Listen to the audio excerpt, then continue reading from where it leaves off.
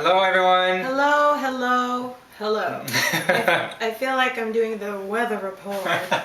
Guys, what's going on with the weather? Totally. Is it May? It's not May. No, But I have a theory, guys. I think it's because Game of Thrones have just started and we need to say the words winter is coming. Otherwise, it would be weird to say winter is coming and it's hot outside. Yeah. Just my theory. Yeah. One may be related to the other in Right. some. So, welcome back to the fourth week. Oh yes, it is. And, It's almost the end of May. Unbelievable. It's the end of May. Yeah. It's incredible. Yeah. So we're talking about, we're thinking the fourth week now. We want to do a recap. Yeah. Summarize what the month has been like in terms of the topic of love. Exactly, especially, and we sort of reviewed some of the videos and things that we've meditated. We've come up with some additional thoughts we want to share with you guys. Right, and also reflect on some of the experiences we've had during the month that we wanted to add to the conversation. So let's begin by recapping from the beginning of the month. So week first, we started with the topic of self-love. Yeah, and we explored the different elements that we, personally, this is what we feel Yeah, our elements of so for us, self-love starts with a sense of self-worth. Right. And a sense of self-worth sort of ties into a sense of self-identity. Mm-hmm. And a self of identity is tied into levels of standards that we've adopted, whether it's through experiences, externally, internally, through people. And that's all connected. And then we say for love of friends and family, and not that type of relationship. Yeah. We talk about boundaries and setting those boundaries. Exactly. And how boundaries are actually they stem from hopefully healthy standards. Yes. And from boundaries moving forward, because again, after learning relationships with family and friends, we extend that out to lovers. Lovers. Yes. And we thought that comes with trust, risk. Acceptance and respect, a sense of maturity. Totally. What else? I think sorta. Yeah. Right? Some compassion is necessary there. Yeah. So, and then we thought, in terms of after reviewing and sort of thinking about where we are, Moshe and I, we thought extending that a bit more is what? So the idea of being, I think encapsulating all that is the idea of being authentic. And what we mean by that is, as Moshe mentioned at the beginning of the month, what was it? Is you take yourself with you wherever you go. And so understanding that if we take ourselves wherever we go, we are our environment. Yeah, it's an interesting idea. So we reflect our environment. So what we do day to day, how we talk, how we promote ourselves, who we hang out with, our friends, our family, whatever it is, our lovers. That is a reflection of where we are from ourselves, and that has to come. Are we being authentic in the love for ourselves, love for others, right? And with that, it's how we see the world, essentially, right? Exactly. Right. The environment that we're in is a reflection of. Exactly. So it's and it also ties in from the idea we say about nurturing environment. Yeah, and how we create that. I think one of the conversations we had prior to this video is that. That our cultivating a space of love is very important, and how do you go about doing that? Exactly. So we thought about it, and we think we want to use the adage from Mahatma Gandhi where he says happiness is when what you think, what you say, what you do matches. So we want to extend that to love. Yeah. Is what we think, what we do, what we say and what we do, but we want to extend that to how we feel.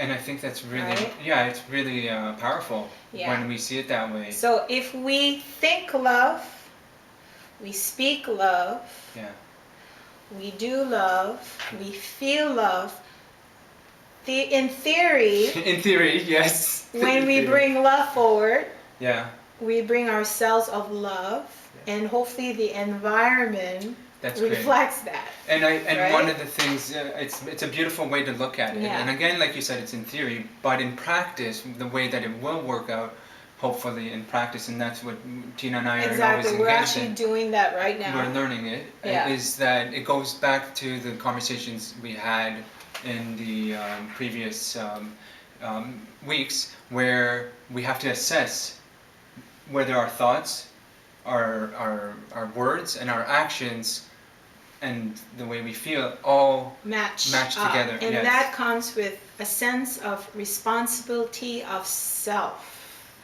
We must be responsible for ourselves. So wherever we go, whatever we do, whatever we say, whatever we think, how we feel, we need to be responsible. We need to own it. And we can't say, well, it's our environment, it's this and that.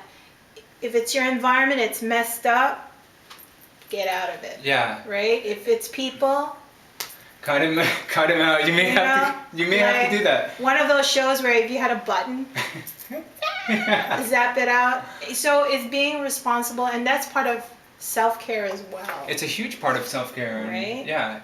And it all ties into self-love, self-worth, standards, boundaries, and it's what we're saying in terms of sort of a logical way we think. Yeah. And how we process things. And I just wanted to say quickly also that I found the conversations we had to be very useful actually in my day-to-day living since we've had them, because I came to a space where I was tested my boundaries, and one of the conversations we had, let's say with family and friends, was about some being resentful or blaming others in romantic relationships. And I'm coming to a place where I'm trying to not have to justify my actions, and because I'm so used to being a people pleaser sometimes and having others validate me, I say or do an action without having to necessarily justify it. Wow. And that's what I'm seems that you are now creating a healthy boundary. Yeah, totally. Based on some standards that you've adopted, that's healthy for you. Right. And where you're saying, I'm not going to make excuses or reasons or justify anything I choose to do. If I feel good about it, that's my choice. Yeah, and you go hand in hand with the self-responsibility, is that knowing that I'm not responsible for other people's emotions. Yeah, you're responsible for yourself. For myself. So as long as you move forward in a constructive, exactly, loving way. Yes, exactly. That's it. Being authentic. There you go. And that comes down to knowing yourself. Right. See, it's sort of all ties in now. And one thing that I'm learning from you and just watching you grow is that I can express frustration and anger in a loving way, and that goes back to what you were saying. Is to think love and essentially be as loving as we can be. So I can have all these negative emotions that I'm uncomfortable with, but doing it in a loving way, and that way I don't get into the idea of feeling guilty and guys, it is difficult because there are moments where I stand in a place of love and I do a lot of deep breathing, like but mentally I'm doing that. I'm like, and then like if I was a cartoon, you could feel, like have steam coming out of my ears. And that's the point. The more we introspectively look within and say, okay, what's going on? What are we doing? And then practicing mindfulness.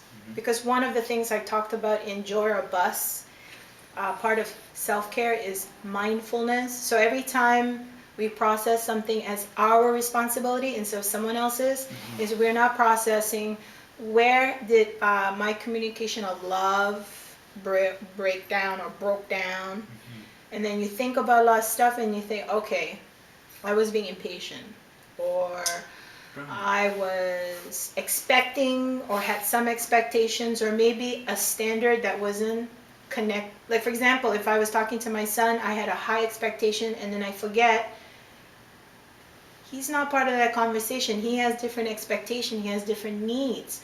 And I have to be sensitive to his needs and not have that expectation of mine to say, that's your expectation.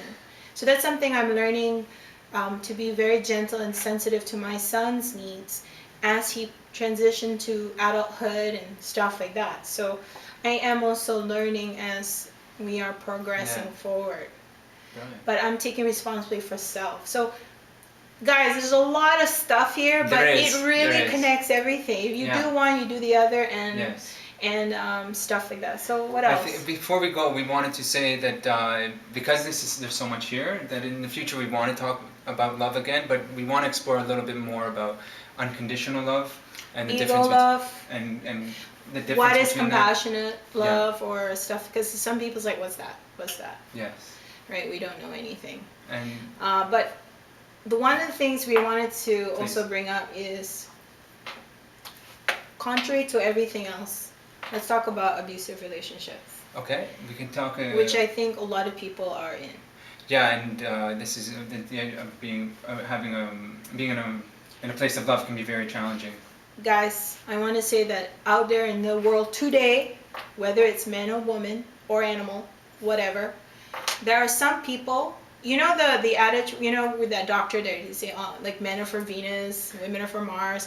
I've changed that all up, guys. It's a new conversation. I want to say there are some people from planet Uranus, right? And then there's the rest of us that live on planet Earth. Okay. So if you're in a relationship with someone like that, please, Yeah. self-love, self-care, walk away. Yeah. Put love in yourself first. Yes. Don't be in that space where it gets you in a really rough space. Yeah, totally. Yeah. And I know that's a weird segment from where we were, but I think it was it's so important. important It is, because that's a reality, right?